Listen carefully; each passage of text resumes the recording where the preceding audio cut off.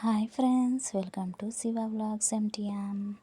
ఈరోజు చేపలు mango curry ఎలా చేసుకుందామో చూద్దామండి. ముందుగా క్లీన్ చేసి పెట్టుకున్న చేప ముక్కలు, అలాగే 2 మామిడికాయలు అండి, బాగా పుల్లగా ఉండేవి.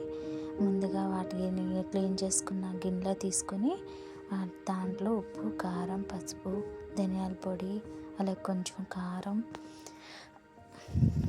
అల్లం పేస్టు, కొంచెం నూనె వేసుకొని బాగా మిక్స్ చేసుకొని పక్క పెట్టుకుందాం.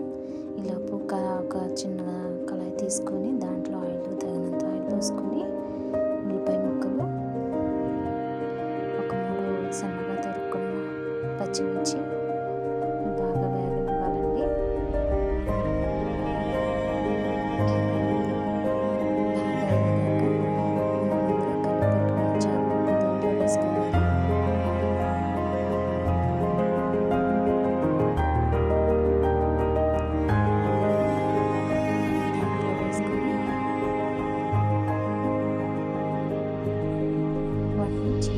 పక్కన కొంచెం వేడవేడాక జరుపుకొని వేసుకోవాలి.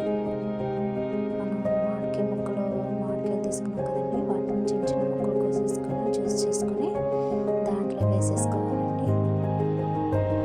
వేసేసుకొని పోసుకొని కొంచెం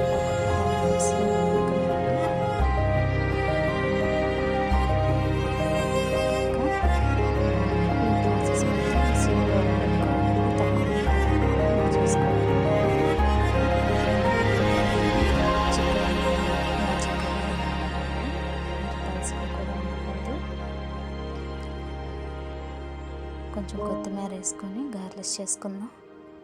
అయిపోయిందండి. మామిడికాయ, చింతపండు బదులు మామిడికాయ వేసుకొని మనం చేపల పులుసు ఎలా చేసుకోవాలో చూసాం కానీ చాలా టేస్టీగా, రుచిగా చాలా బాగుంటుంది అన్నమాట వేడి వేడి అన్నంలో. ఇంకా ఎవరైతే సబ్స్క్రైబ్ చేసుకోలేదో త్వరగా సబ్స్క్రైబ్ చేసుకోండి, ఒక లైక్ వేసుకోండి.